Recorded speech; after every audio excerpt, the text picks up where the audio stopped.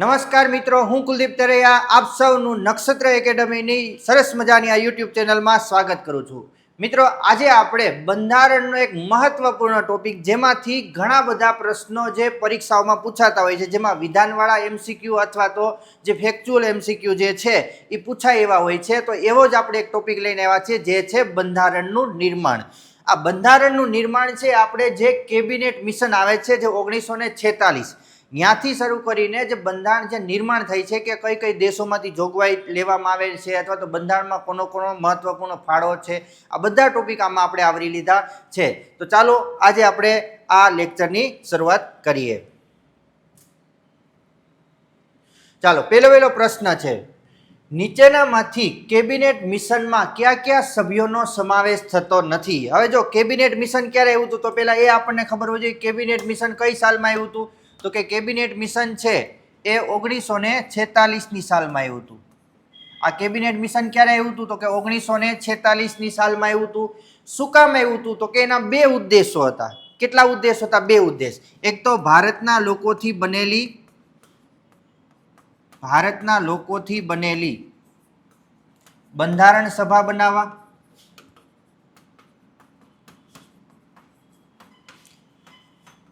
અને બીજો ઉદ્દેશ હતો જે વેવેલ યોજના અંતર્ગત એવું નક્કી થયું હતું કે ભાઈ ભારતની એક સરકાર બનશે, પરંતુ વાઇસરોય અને જે સેનાધ્યક્ષ છે એ બે પદ સિવાયના તમામ પદ ભારતીય જે લોકો છે એને વહીવટ સોંપવામાં આવશે. તો ભારતના લોકોથી બનેલી સરકાર બનાવવા, ભારતના લોકોથી બનેલી સરકાર બનાવવા, બરાબર. આ જે સરકાર છે એને ક્યાં નામે ઓળખાય? તો કે આને કહેવાની વચગાળાની સરકાર. આ વચગાળાની સરકાર જે 1946 થી 1947 સુધી રહી, બરાબર છે. તો આ બે ઉદ્દેશ માટે આ જે કેબિનેટ મિશન છે ભારતમાં આવ્યું હતું. હવે એમાં 3 સભ્યો આવ્યા હતા. 3 સભ્યો ક્યાં હતા? તો કે પેલા હતા એવી એલેક્ઝાન્ડર, બીજા હતા સર પેથિક લોરેન્સ, અને ત્રીજા હતા સ્ટેફર્ડ ક્રિપ્સ. આ 3 સભ્યો આવ્યા હતા. ખાસ યાદ રાખજો કે કેબિનેટ મિશનમાં 3 સભ્યો આવ્યા હતા. આ 3 સભ્યો ક્યાં હતા? તો કે પેથિક લોરેન્સ, એવી એલેક્ઝાન્ડર અને સ્ટેફર્ડ ક્રિપ્સ.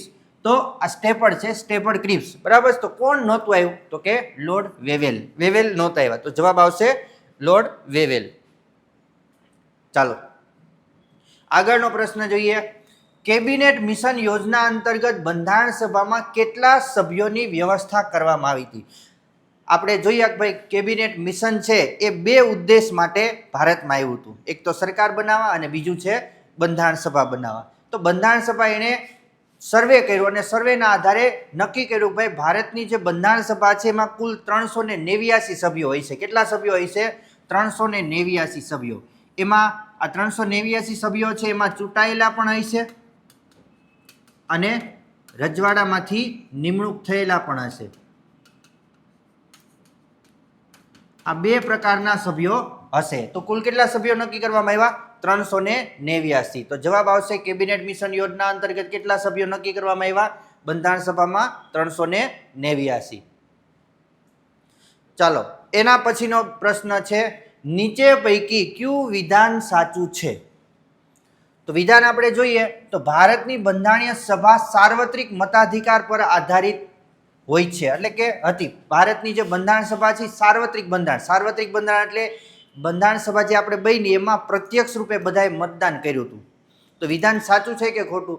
તો કે ના, આ વિધાન કેવું છે? ખોટું છે. આ બંધારણ સભા છે એમાં ચૂંટાયેલા સભ્યો હતા, પણ ચૂંટાઈને જે આવ્યા હતા એ બધા કેવી રીતે આવ્યા હતા?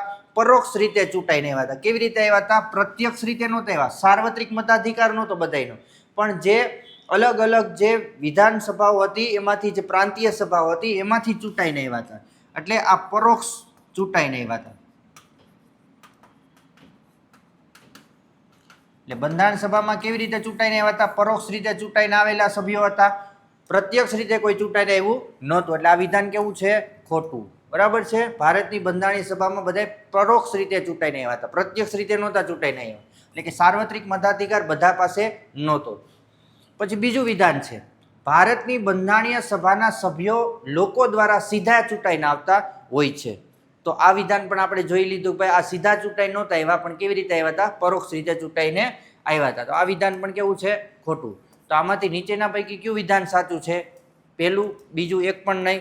બરાબર છે. તો જવાબ આવશે એ અને બી. ચાલો આગળ જોઈએ.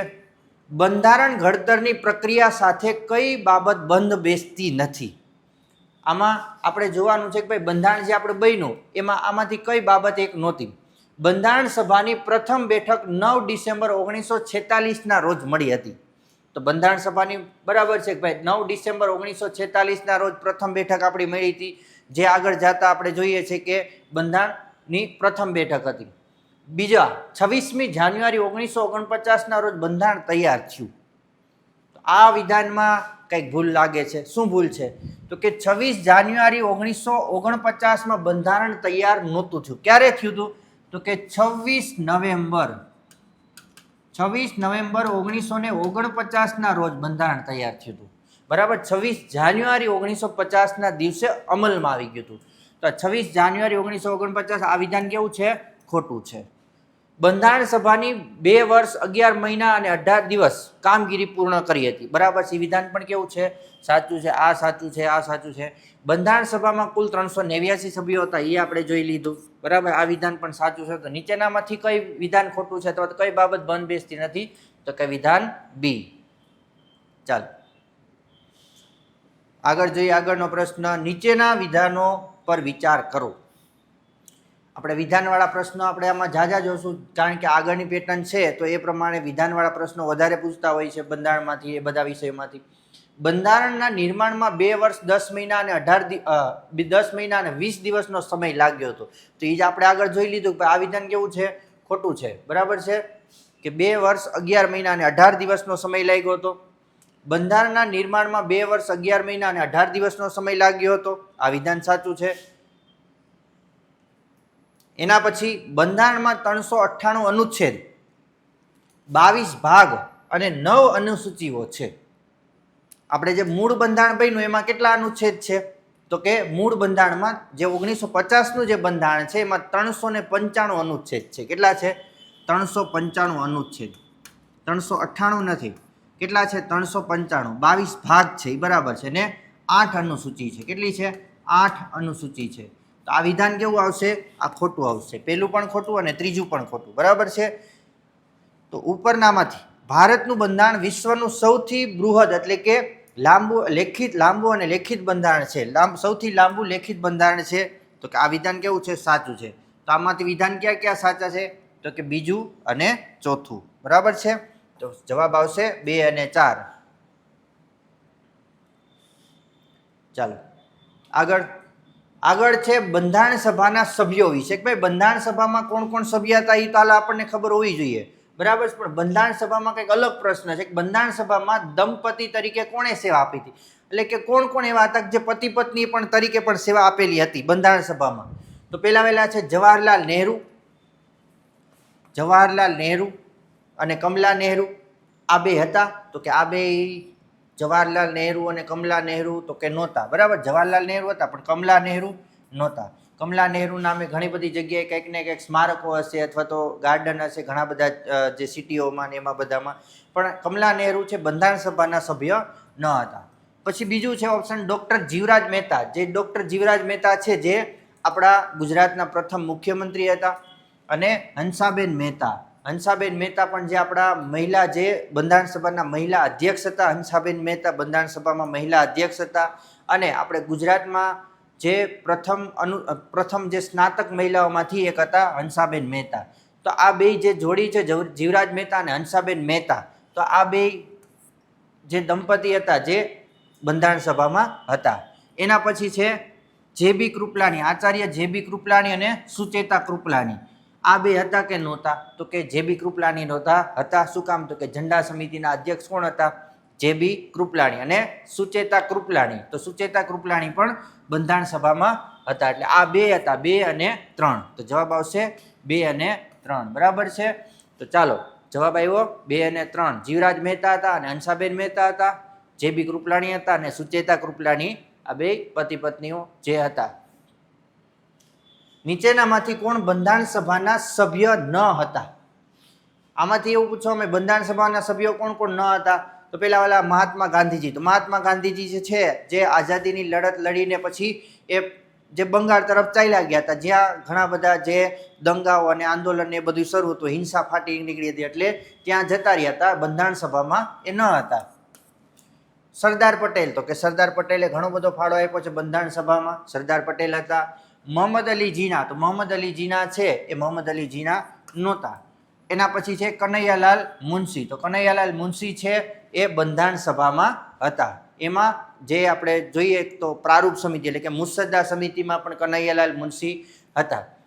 તો આવી રીતે જવાબ આવશે 2 અને 4. એટલે કે કોણ ન હતા? તો કોણ ન હતા એટલે કે કોણ કોણ નહોતા? મહાત્મા ગાંધીજી ન હતા અને મોહમ્મદ અલી જીના ન હતા. ચાલો એના પછી બંધારણ સભામાં ઉદ્દેશ પ્રસ્તાવ કોણે અને ક્યારે રજૂ કર્યો? તો આપણે બેઠકો આના માટે સમજવી પડે કે ભાઈ પેલી બેઠક છે, જો પ્રથમ બેઠક છે, પ્રથમ બેઠકમાં શું કામગીરી થઈ હતી? તો કે પ્રથમ બેઠકમાં કાર્યકારી અધ્યક્ષની ચૂંટણી, કાર્યકારી અધ્યક્ષ બનાવવામાં આવ્યા હતા.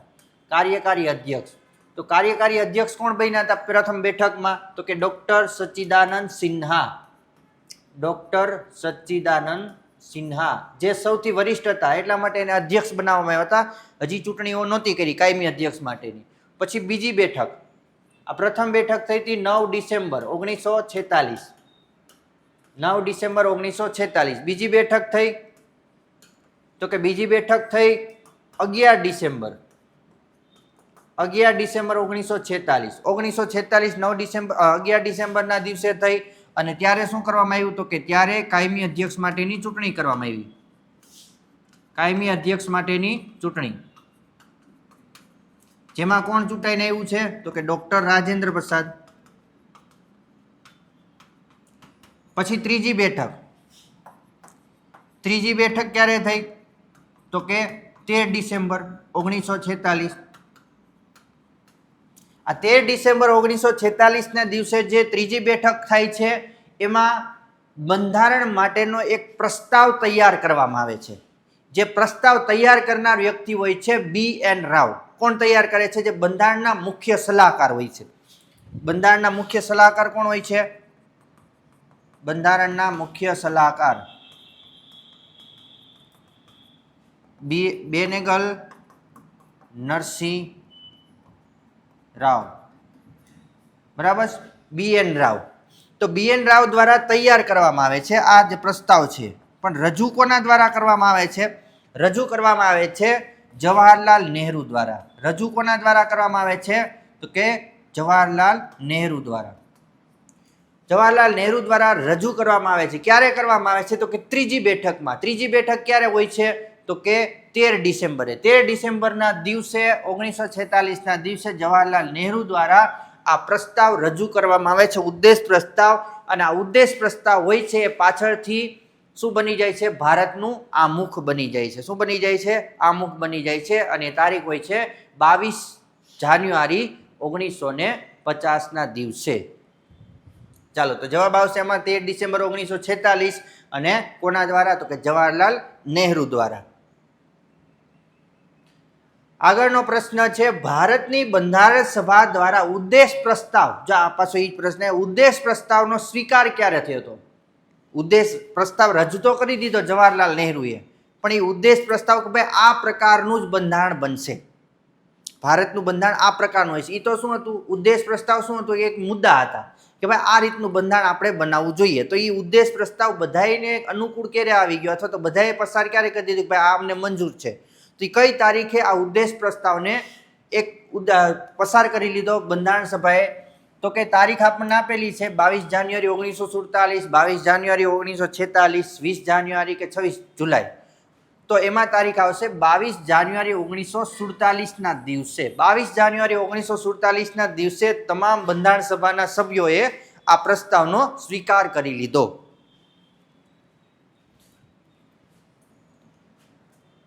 ચાલો એના પછી છે અલગ અલગ જોગવાઈઓ જે દેશમાંથી લેવામાં આવેલી છે. એમાંથી એક પ્રશ્ન છે એકલ નાગરિકતા.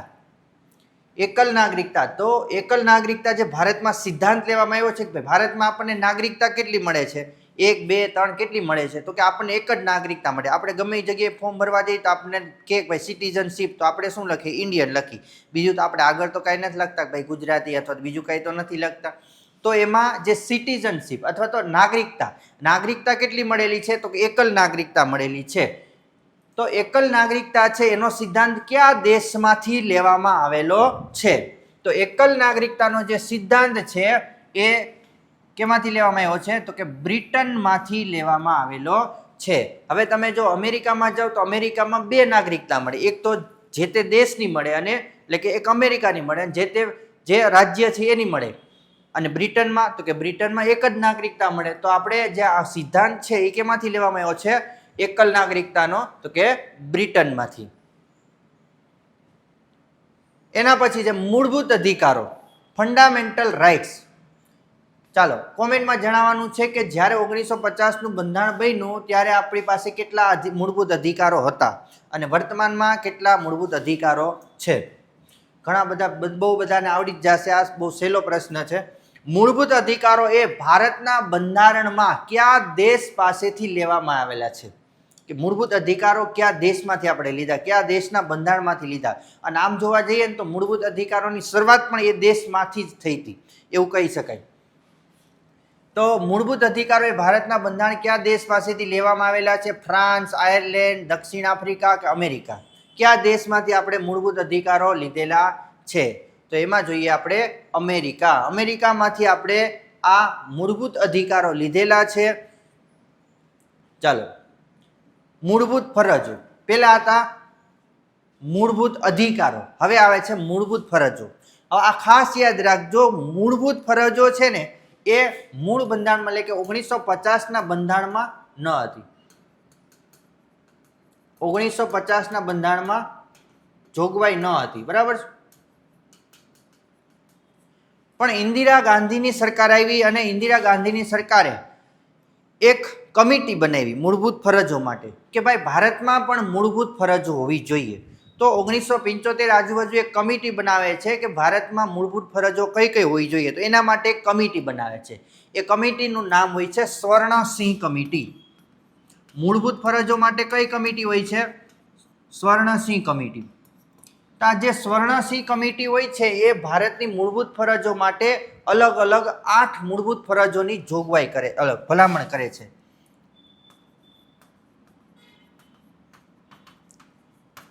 કેટલી જોગવાઈ કરે છે? 8 મૂળભૂત ફરજો માટે ભલામણ કરે છે. અને સરકાર દ્વારા આ 8 તો સ્વીકારી લેવામાં આવે છે. એના ઉપરથી બીજી જે 2 છે એ ઉમેરીને ટોટલ 10 મૂળભૂત ફરજો, જે 10 મૂળભૂત ફરજો છે એ બંધારણીય સુધારા દ્વારા. કેટલામાં બંધારણીય સુધારા દ્વારા મૂળભૂત ફરજ ઉમેરવામાં આવી? તો તમને એવો પ્રશ્ન પૂછે કે ભાઈ કેટલામાં બંધારણીય સુધારા દ્વારા? તો 42મો બંધારણીય સુધારો. 42મો બંધારણીય સુધારા દ્વારા. 42મો બંધારણીય સુધારો ક્યારે થયો? તો કે 1976માં. ત્યારે આ મૂળભૂત ફરજો છે ભારતના બંધારણમાં ઉમેરવામાં આવી. એટલે જો આ પ્રશ્ન આવી રીતે વારંવાર પૂછાય છે કે ભાઈ મૂળભૂત ફરજો છે એ 1950ના બંધારણમાં ન હતી, પરંતુ પાછળથી એને ઉમેરવામાં આવી. અને ઉમેરવામાં આવી તો ક્યારે ઉમેરવામાં આવી? તો કે 1976માં ઉમેરવામાં આવી.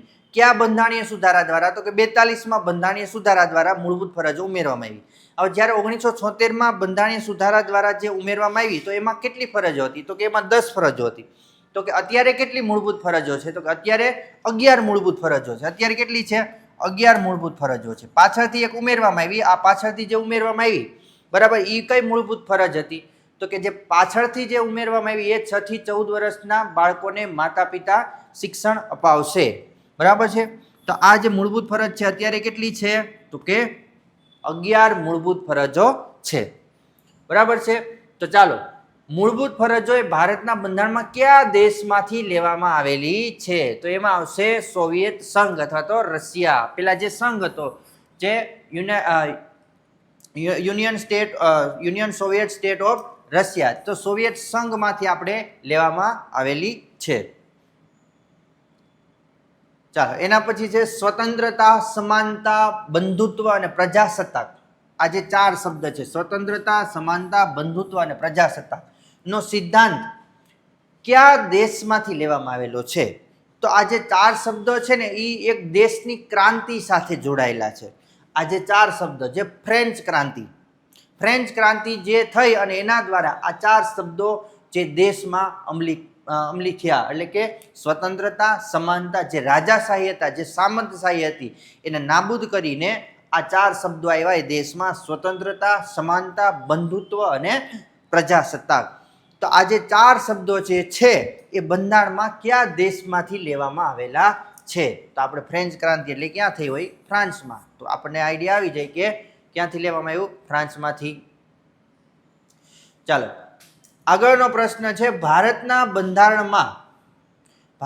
બંધારણમાં સુધારાની જોગવાઈ કયા દેશના બંધારણમાંથી લેવામાં આવેલી છે? જો ભારતનું બંધારણ આપણે જોઈએ તો ભારતનું બંધારણ કેવું છે? તો કે કઠોર નથી, અમેરિકા જેવું કઠોર નથી. અમેરિકા જેવું કઠોર હોય ને તો બંધારણમાં સુધારો ન થઈ શકે, બહુ અઘરો થાય સુધારો કરવો.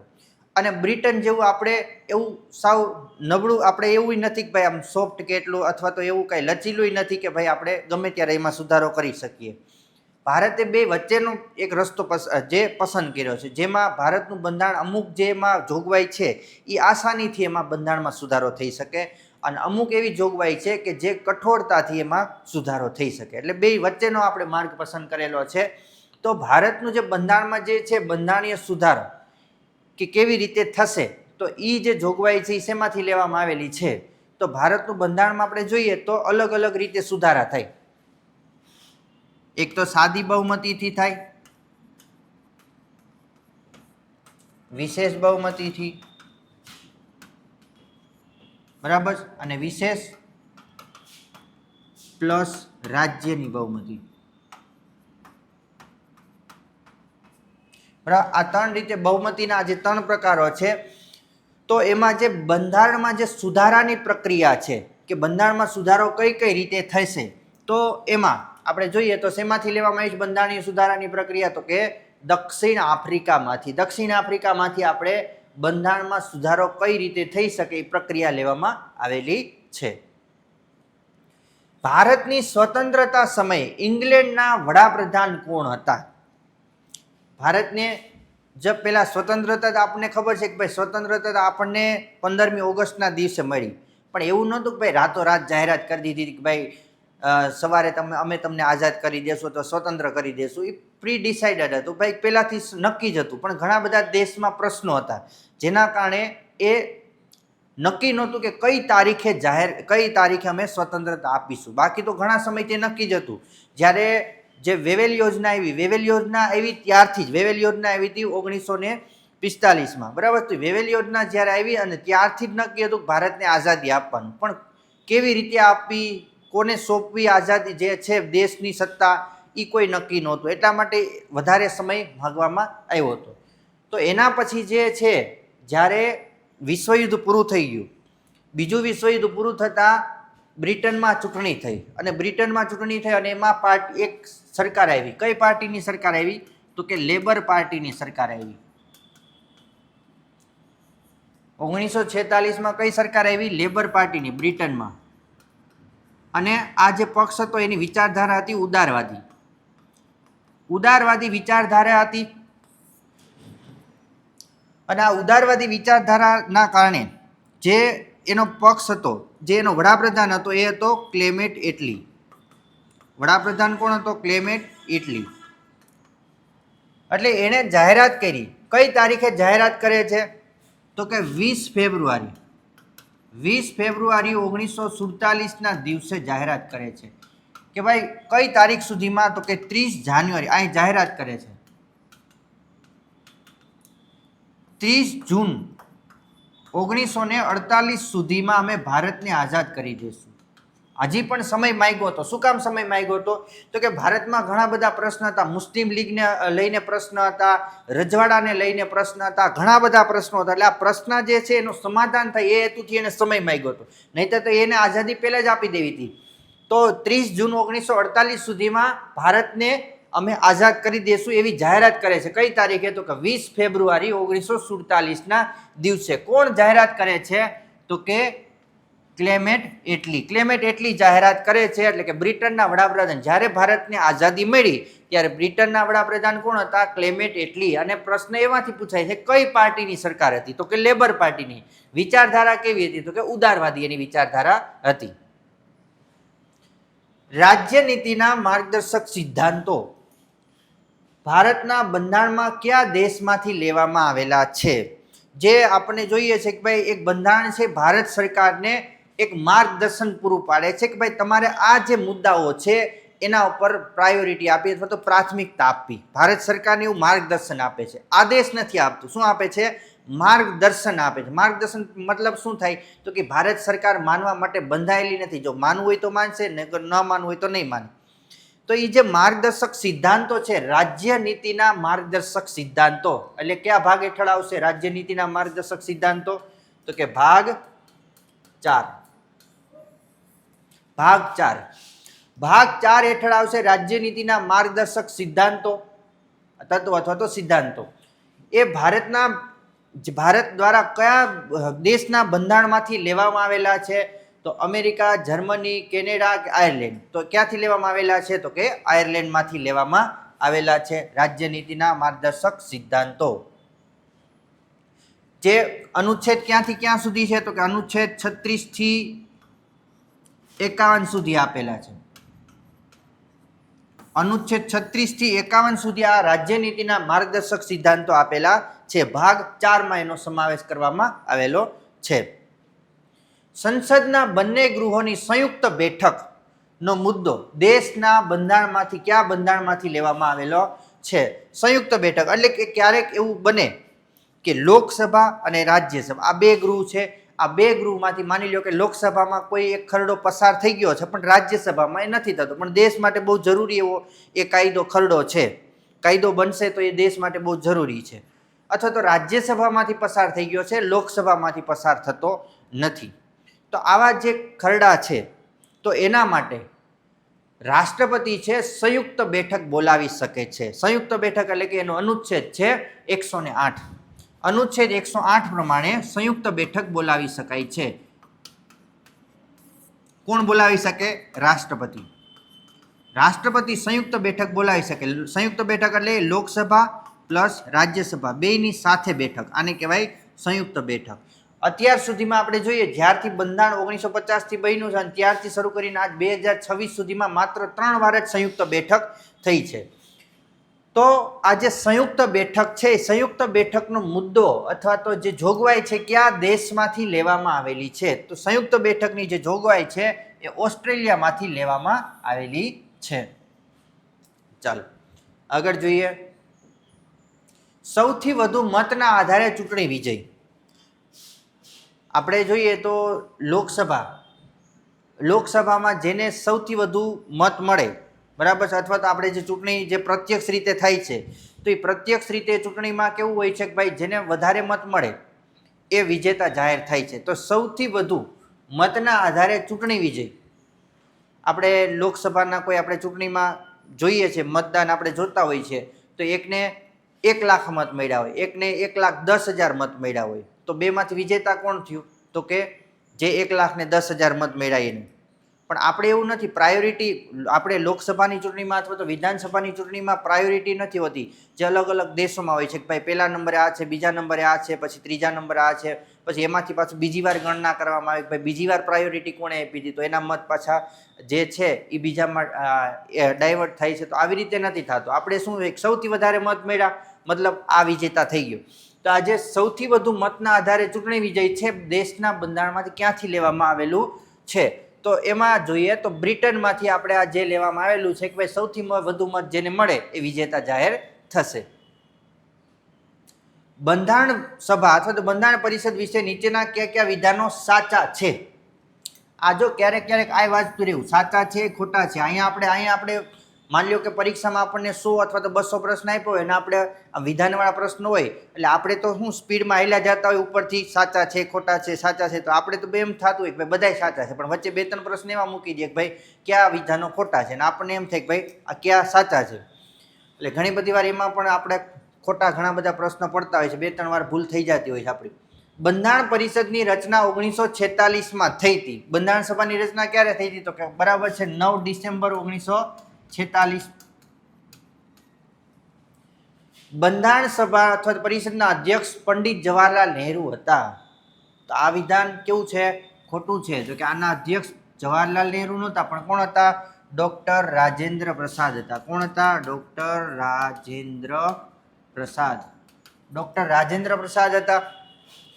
બંધારણ પરિષદના પ્રમુખ ડ્રાફ્ટિંગ કમિટીના અધ્યક્ષ ડોક્ટર બાબા સાહેબ આંબેડકર હતા. ડ્રાફ્ટિંગ સમિતિ, આને ડ્રાફ્ટિંગ સમિતિ કહેવાય અથવા તો મુસદ્દા સમિતિ કહેવાય,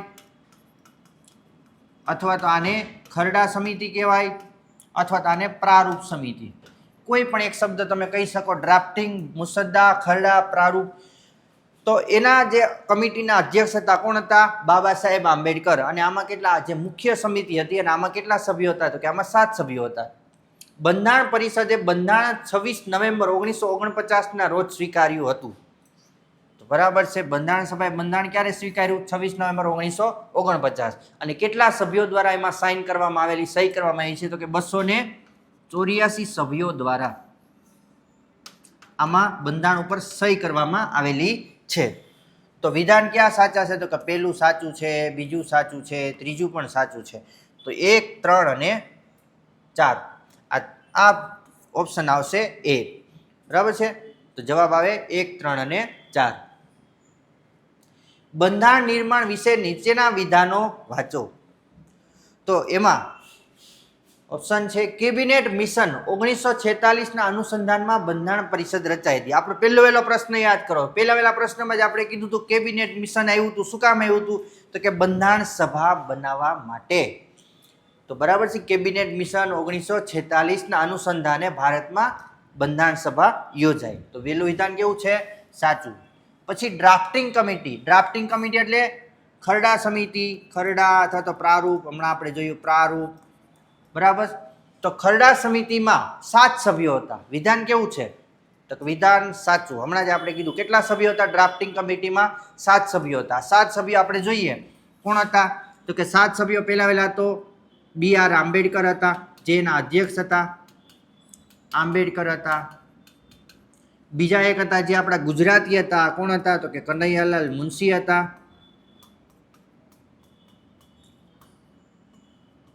એના પછી ત્રીજા સભ્ય હતા જે હતા અલ્લાદી કૃષ્ણસ્વામી અય્યર હતા. અલ્લાદી કૃષ્ણસ્વામી અય્યર. ચોથા હતા ગોપાલસ્વામી આયંગર. ગોપાલસ્વામી આયંગર. પછી 5મા હતા સૈયદ મોહમ્મદ સાદુલ્લાહ. સૈયદ મોહમ્મદ સાદુલ્લાહ. આ 5મા સભ્ય હતા. પછી છઠ્ઠા સભ્ય, છઠ્ઠા અને 7મામાં ખાસ ધ્યાન રાખજો. છઠ્ઠા હતા ડીપી ખેતાન. કોણ હતા? ડીપી ખેતાન. ડીપી ખેતાન હતા પણ એનું મૃત્યુ થઈ ગયું. ડીપી ખેતાનનું મૃત્યુ થઈ ગયું અને એના સ્થાને ડીપી ખેતાનનું મૃત્યુ થઈ ગયું અને એના સ્થાને આવ્યા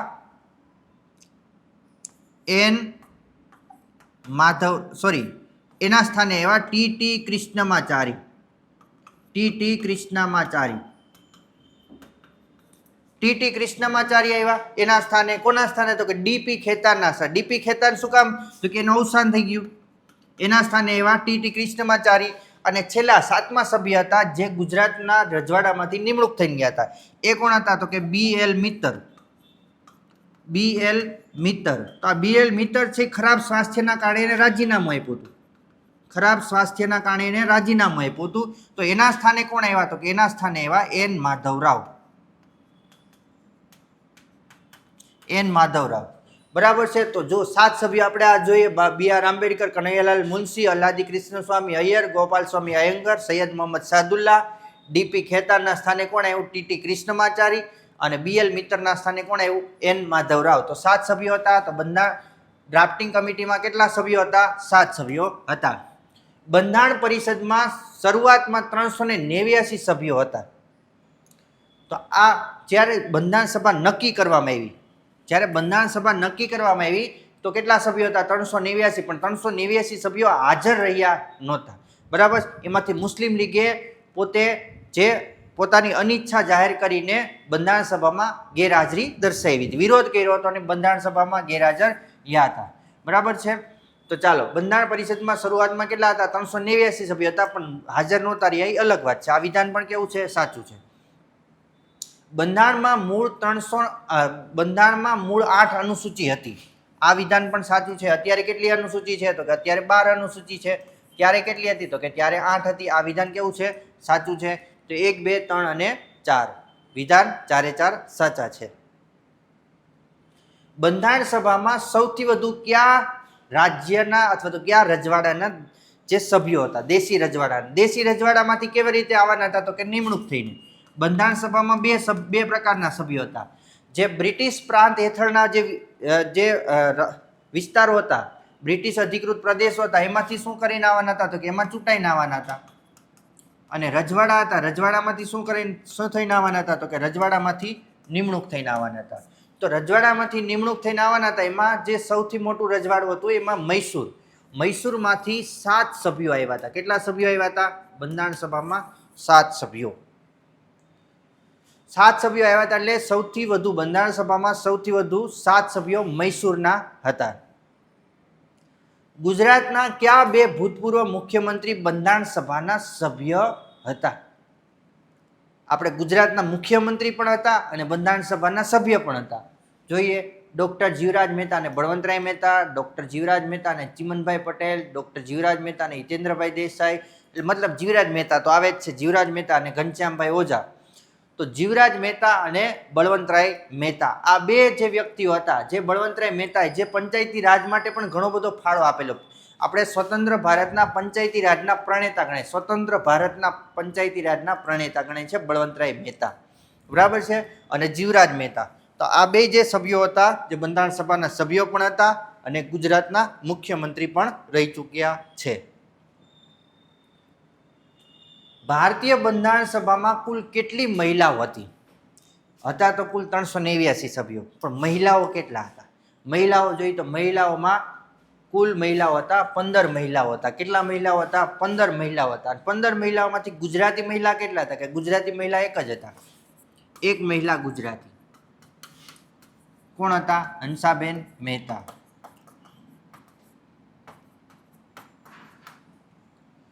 આ સિવાય પણ ઘણા બધા હતા. સુચેતા કૃપલાણી હતા, પછી વિજયાલક્ષ્મી પંડિત હતા, દુર્ગાબેન દેશમુખ હતા. આ બધા ઘણા બધા જે મહિલાઓ હતા, જે આપણી ભારતની બંધારણમાં મહિલાઓ હતા. જે આ પ્રશ્ન પણ વારંવાર પૂછાય છે કે ભાઈ 15 મહિલાઓ હતા, જે રાજકુમારીઓ અમૃત કૌર પણ હતા.